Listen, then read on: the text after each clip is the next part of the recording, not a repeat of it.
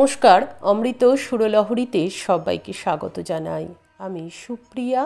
আজ আপনাদের সঙ্গে একটু স্বামীজির অনুধ্যান করতে এলাম।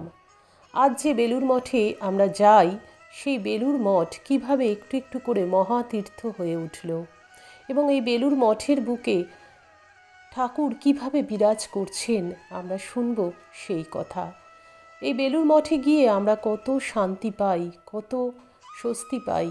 শুধু বেলুড় মঠ কেন, যে কোনো মিশনে গিয়ে আমরা সেই আনন্দ, সেই শান্তি নিয়ে আসতে পারি। যখন আমরা ঘরে নানা রকম ঝামেলা ঝঞ্ঝাটে অতিষ্ঠ হয়ে উঠি, যখন এই বিষয় বাসনা মধ্যে থাকতে থাকতে আমাদের প্রাণটা হাঁপিয়ে ওঠে, তখনই আমরা ছুটে যাই রামকৃষ্ণ মিশনে আর নিয়ে আসি এক অনাবিল আনন্দ আর শান্তি। সেই শান্তি দিয়েছেন আমাদেরকে স্বামীজি। কিভাবে স্বামীজি সেই শান্তি এনে দিয়েছিলেন সে ঘটনা তো আমরা অনেকেই জানি, কিন্তু এই বেলুড় মঠে কিভাবে স্বামীজি ঠাকুরকে প্রতিষ্ঠা করেছিলেন সেই ঘটনা আজ শুনব। অলৌকিক ঘটনা। আজ স্বামীজির জন্মদিন, আজ 12ই জানুয়ারি। আজকের দিনে স্বামীজির এই অনুধ্যান আমি নিবেদন করছি স্বামীজির চরণে, বীর সেনাপতি বিবেকানন্দের চরণে। স্বামীজি একবার ঠাকুরের কাছে নির্বিকল্প সমাধি চেয়েছিলেন। ঠাকুর বলেছিলেন, ছি, তুই নির্বিকল্প সমাধি চাস?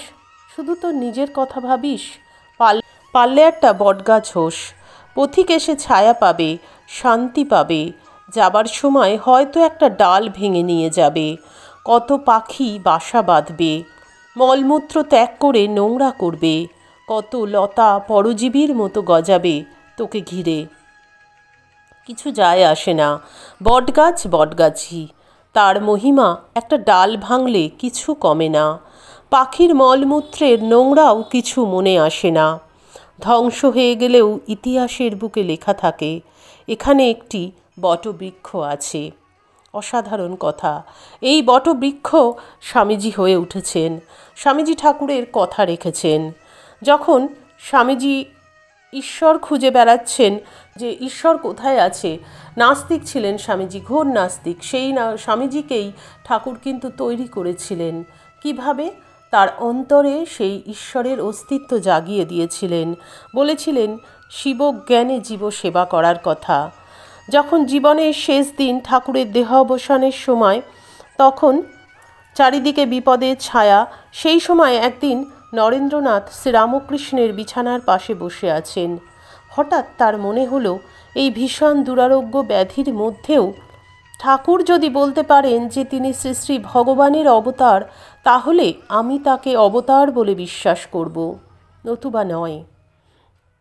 আশ্চর্যের বিষয়, এই চিন্তা নরেন্দ্রনাথের মনে আসা মাত্রই শ্রীরামকৃষ্ণ এই নিদারুণ রোগ যন্ত্রণার মধ্যেও নরেন্দ্রের দিকে মুখ ফিরিয়ে বললেন, এখনও অবিশ্বাস?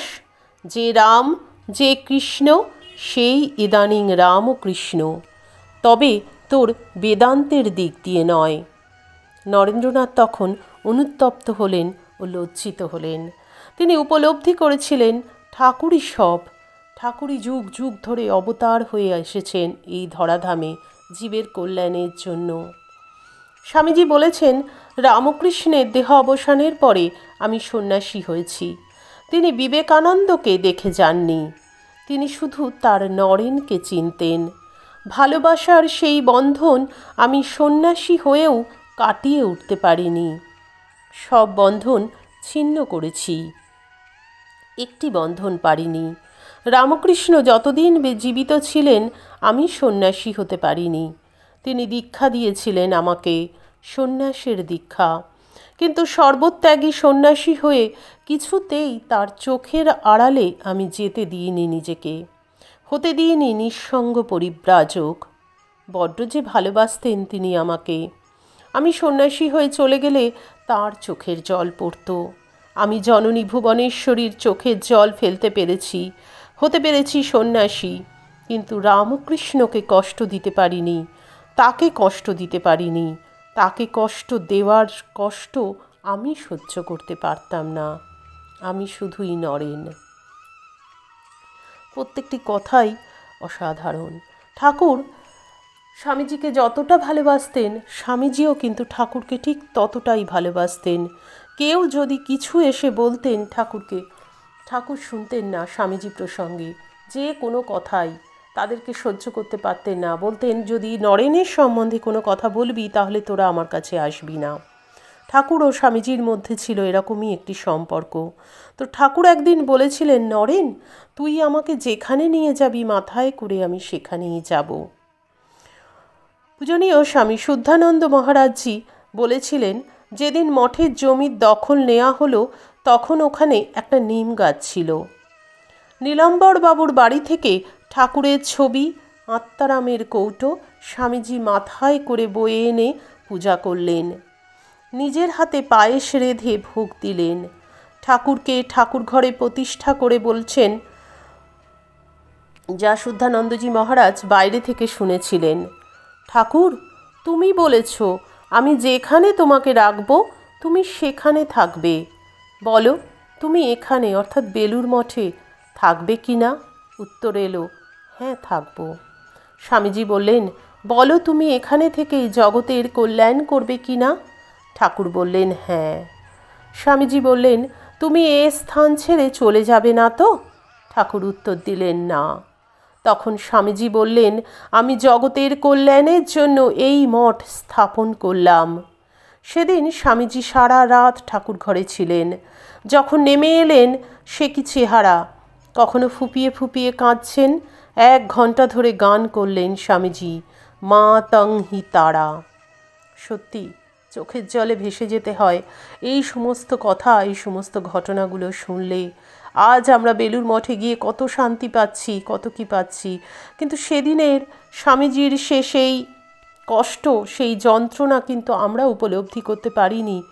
আজ স্বামীজির জন্মদিনে আমরা ঘটা করে তার জন্মদিন করছি, কিন্তু এমন একটা দিন গেছে স্বামীজির জীবনে যেদিন তার পেটে দুমুঠো অন্নও জোটেনি, যেদিন তার একটা বস্ত্রে দিন কেটেছে, একটু আশ্রয় ছিল না, লোকে তুচ্ছ তাচ্ছিল্য করেছে, কিন্তু স্বামীজি সেই বটগাছ হয়ে উঠেছেন। ঠাকুর যে বলেছিলেন যে তুই পারলে একটা বটগাছ হোস, তুই পারলে একটা বটগাছ হোস। লোকে অনেক নোংরা ফেলে যাবে, কিন্তু বটগাছ বটগাছই। স্বামীজি কিন্তু সেই বটগাছ হতে পেরেছেন। কত নোংরা ফেলেছে তো লোকে, কত কি বলেছে, কত তুচ্ছ তাচ্ছিল্য সহ্য করতে হয়েছে, কত কিছু হয়েছে। সত্যি এই সমস্ত ঘটনা শুনলে চোখে জল এসে যায়।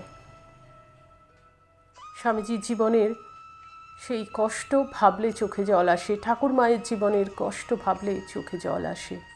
আজকের দিনে স্বামীজির এই অনুধ্যানটুকু করতে পেরে আমি নিজেকে ধন্য মনে করি। আশা করি আপনাদেরও খুব ভালো লাগলো। বলবার কোনো ভাষা নেই এই সমস্ত ঘটনাগুলো শোনার পরে। তাই বলবো, স্বামীজির চরণে আভূমি লুণ্ঠিত প্রণাম জানাই। আর স্বামীজির যে কাজ, সে কাজে যেন এতটুকুও অংশগ্রহণ করতে পারি, তার যে সেবা, সেই সেবায় যেন এতটুকু অংশগ্রহণ করতে পারি আমরা। ঠাকুর মা স্বামীজির চরণে আমার আভূমি লুণ্ঠিত প্রণাম জানিয়ে আজকের ভিডিও এখানেই শেষ করছি। দিব্যত্রয়ীর কৃপায় আপনারা সকলে খুব ভালো থাকুন, সুস্থ থাকুন, সকলের মঙ্গল হোক, সকলের ভালো হোক। হরি ওম তৎসৎ। শ্রীরামকৃষ্ণ অর্পণমস্তু। জয় মা শারদেশ্বরী, জয় তু স্বামীজি মহারাজ।